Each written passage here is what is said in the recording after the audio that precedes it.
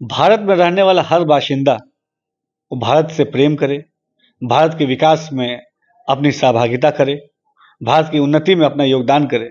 ये आज के भारत की ज़रूरत भी है और संघ ने हमेशा भारत को सकारात्मक दिशा में आगे बढ़ाने के नियत के साथ काम किया है। संघ ने हमेशा भारत की ऊर्जा को सकारात्मक दृष्टि के साथ उस ऊर्जा को भारत की समृद्धि में वो ऊर्जा इस्तेमाल हो, भारत के सांस्कृतिक और आर्थिक विकास में वो ऊर्जा इस्तेमाल हो, इस दृष्टि के साथ हमेशा संघ ने काम किया है। और यकीनी तौर पे भारत का आज एक एक नागरिक वो ये चाहता है कि विकसित भारत 2047 का जो संकल्प है, उस संकल्प को हम सब जल्द से जल्द पूरा करें।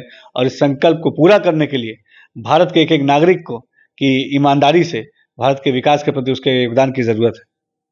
संघ में क्या जिस तरह से बयान है, संघ में सबका स्वागत है, उसको कैसे देखते हैं? देखिए, भारत के विकास की सोच ये सबकी होनी चाहिए और यकीनी तौर पे यही संघ की जो सोच है, संघ की जो थीम है, वो यही है कि भारत को विकास के तरफ आगे बढ़ाना है। ये जो भारत हमारा देश है, ये एक बहुत महान देश है। हम गर्व से कहते हैं कि सारे जहां से अच्छा हिंदुस्तान हमारा, ये हम कहते हैं। भारत माता की जय हम कहते हैं। हम इस वतन से प्यार करते हैं, इस मिट्टी से प्यार करते हैं, इस मिट्टी से मोहब्बत करते हैं।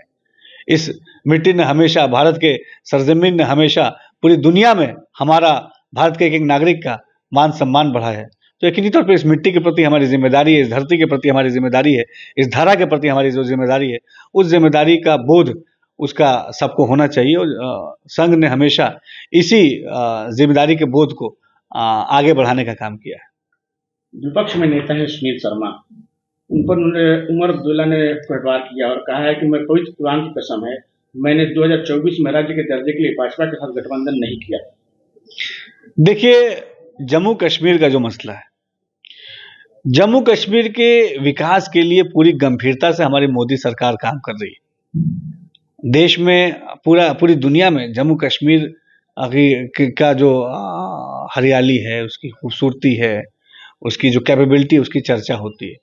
और हमारे प्रधानमंत्री मोदी जी ने हमेशा जम्मू कश्मीर के विकास उत्थान के सोच के साथ काम किया है। आज मोदी जी के नेतृत्व में हम भारत देश के एक एक प्रदेश के विकास को सुनिश्चित कर रहे हैं और यकीनी तौर पर हम ये कह सकते हैं कि जम्मू कश्मीर की जो ज़रूरतें हैं, उन ज़रूरतों को पूरा करने के लिए केंद्र सरकार गंभीरता से काम करेगी। जम्मू कश्मीर पुलिस ने फरीदाबाद से जांच के दौरान भारी मात्रा में आईईडी बनाने का सामान और गोला बारूद बरामद किया है, क्या कहेंगे? देखिए, देश की सुरक्षित व्यवस्था के लिए हमारे देश की जांच एजेंसियां, इंटेलिजेंस डिपार्टमेंट पूरी गंभीरता से काम कर रहा है। और भारत देश में, चाहे सीमा पे, चाहे भारत देश के अंदर, हम भारत देश को एक सुरक्षित माहौल दें, इसके लिए गंभीरता से केंद्र सरकार के नेतृत्व में लगातार काम हो रहा है। तेजस्वी यादव का एक बयान आया है जिसमें उन्होंने कहा है कि पहले चरण के चुनाव को लगभग 3 दिन हो गए हैं, 3 दिन बाद भी चुनाव आयोग ने अभी तक महिला और पुरुष मतदाताओं के मतदान प्रतिशत का खुलासा नहीं किया है। ये आंकड़े क्यों छिपाए जा रहे हैं? सड़कों पर वीवीपैट पर्चियां बिखरी पड़ी हैं, सीसीटीवी कैमरे बंद किए जा रहे हैं। चुनाव आयोग को स्पष्ट करना चाहिए कि आंकड़े क्यों नहीं बताए जा रहे हैं।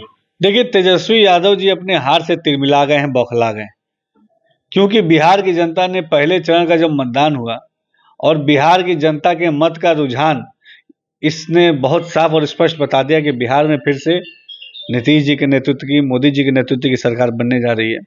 इसी बात से विपक्ष घबराया हुआ है, खासतौर पर तेजस्वी यादव जी घबराए हुए हैं और इसीलिए ऐसे बयान देके वो जनता को बरगलाना चाहते हैं, जनता को बहलाना चाहते हैं। लेकिन जनता जागरूक है, सजग है, वो जानती है कि बिहार के विकास के लिए मोदी जी और हमारे नीतीश जी कितने ज़रूरी हैं, बिहार के समृद्धि के लिए मोदी जी और नीतीश जी की जोड़ी कितनी ज़रूरी है, बिहार के रोजगार के लिए मोदी जी और नीतीश जी की जोड़ी कितनी ज़रूरी है।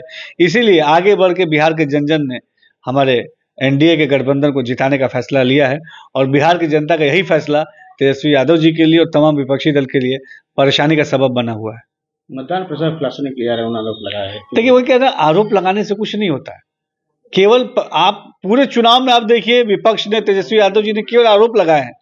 उनको जवाब देना चाहिए कि उनके शासनकाल में, आरजेडी का जब शासनकाल था, तो किस तरीके से बिहार के लोगों को उन्होंने धोखा दिया, बिहार को जंगल राज की तरफ ढकेलने का काम किया, बिहार में अपराध और अपराधियों का बोलबाला हुआ करता था उस समय।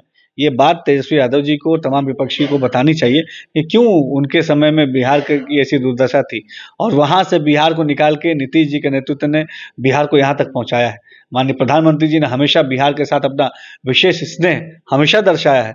बिहार को आर्थिक रूप से और सामाजिक रूप से सशक्त करने की नीयत के साथ प्रधानमंत्री मोदी जी के नेतृत्व में हमेशा सकारात्मक काम हुए हैं और यही बिहार के प्रति जो सकारात्मक काम ये विपक्ष को परेशान कर रहे हैं। वीके न्यूज, राष्ट्र के नाम।